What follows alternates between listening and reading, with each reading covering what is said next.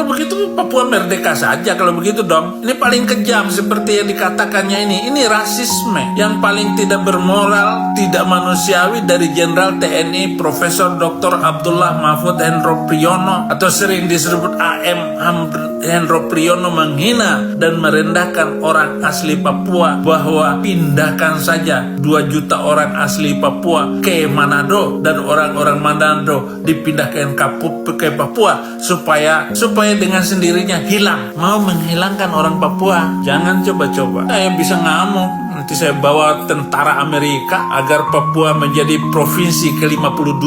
Itu berhak kita karena kita membela hak asasi manusia. Untuk ngelawan tentara Indonesia cukup bawa satu kapal induk, 100 pesawat tempur. Nah, itu rontok semua itu Indonesia. Ini bukan menghina, bukan rasisme, tetapi saya mengajak kita semua ini untuk berpikir, jangan menghina orang Papua. Pergi saja ke Melanesia sana, jangan tinggal di Indonesia.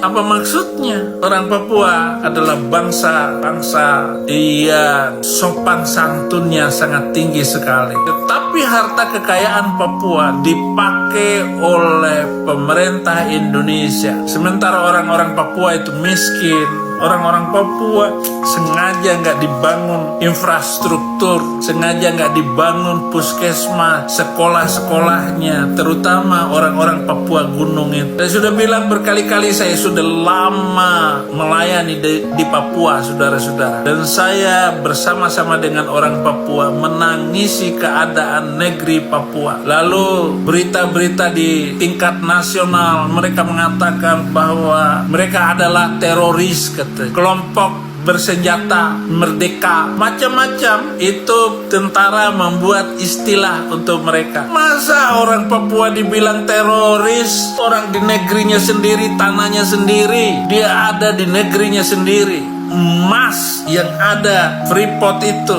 diangkut terus ke Jakarta, tetapi tidak memberikan kontribusi baik bagi orang Papua sendiri. Sementara 1.000 orang dari Jawa, dari Makassar masuk Papua, dengan sendirinya mau mengusir orang Papua. Tidak bisa, saudara-saudara. Sementara agama Islam mengatakan bahwa orang Papua nggak masuk surga, seluruh orang kulit hitam katanya masuk neraka. Jahat sekali itu hadis Nabi itu. Perilaku diskriminasi rasial atau rasisme dari waktu ke waktu berada pada posisi status quo, nggak ada perubahan. Seperti ini maka benar-benar melengkapi dan menyempurnakan kekejaman dan kebiadaban penguasa kolonial modern Indonesia yang menduduki dan menjajah terhadap rakyat dan bangsa Papua Barat. Udah beberapa kali saya ngomong tentang Papua, saudara-saudara, tapi tidak membuka mata pemerintah Jokowi. Ya, dibandingkan dengan presiden sebelumnya, Jokowi paling sering datang ke Papua. Dan saya melihat Jokowi pernah gendong anak Papua dengan penuh kasih, tetapi dengan penuh hormat. Jangan sampai menghina orang Papua.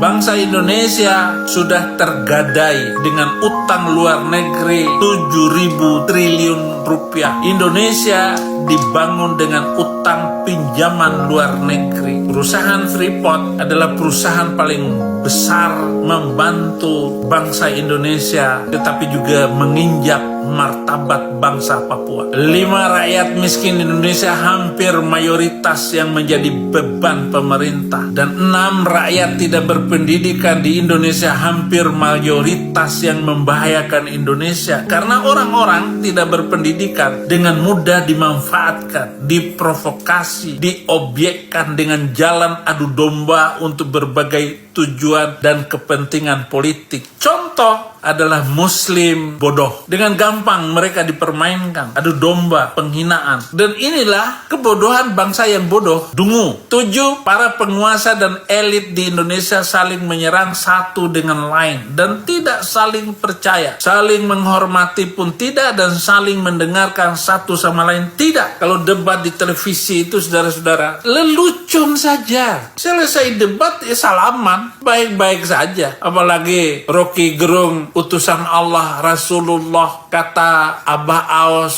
Rasulullah, Rocky Gerung, Anies, Imam Mahdi. Nggak ditangkap itu Abah Aos yang sengaja menghina Islam. Panji Gumilang hanya ngatain kayak begitu, sudah berbulan-bulan ditahan. Di mana keadilan itu, saudara-saudara? Dan nggak ada yang menghina ataupun YouTuber yang selama ini menyerang Panji Gumilang, lalu mengatakan kepada Abah Aos sebagai pelanggaran hukum, sebagai penistaan agama, karena mengangkat Rocky Gerung sebagai utusan Allah, Anies Baswedan sebagai Imam Mahdi. Nggak ada, saya nggak dengar. 8 kasus-kasus reputasi yang merusak institusi polisi dengan tetap menahan Panji Gumilang, ini akan membusuk dan merusak. Tentara membakar 4 orang warga sipil di Papua, di Timika, dan penyiksaan 3 warga sipil, 1 meninggal dunia 30 Agustus yang lalu di MAPI, menjadi tekanan seluruh media internasional yang sedang menghakimi dan menghukum pemerintah Indonesia, sehingga Indonesia tidak bisa lagi berbohong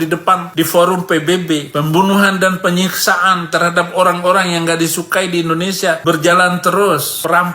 Perampokan terhadap tanah-tanah, sertifikat double yang ada sekarang ini, perampokan tanah warga Rempang juga di Batam. Ini akan merusak reputasi bangsa ini. 10, Indonesia menjadi negara pelaku pelanggaran HAM berat dan juga gagal menyelesaikan seluruh kasus pelanggaran HAM, terutama di Papua Barat. Dan seluruhnya itu pelanggaran berat semua, saudara-saudara. Gubernur yang memimpin Papua setahun sebelum hasil selesai masa jabatannya pasti dikriminalisasi oleh Bareskrim, oleh bangsa ini. Selalu saya catat itu, saudara-saudara, bagaimana TNI dan polisi menggunakan kesempatannya untuk kejahatan ini, saudara-saudara. Silahkan saudara-saudara sama-sama merenung bagaimana upaya kita untuk memperbaiki pelaksanaan hukum di Indonesia. Bagaimana kita memperbaiki struktur sosial budaya kita ke depan agar hukum mayoritas, hukum kekuasaan kita hilangkan. Ya, silakanlah diperbaiki berbagai macam agenda politik, keagamaan, sosial budaya ini dengan baik. Kita berfokus kepada Undang-Undang Dasar 45 dan Pancasila sebagai dasar negara kita. Terima kasih saudara-saudara. Jangan menganggap ini sebagai penghinaan, tapi mari kita renungkan bersama. Terima kasih. Tuhan Yesus memberkati.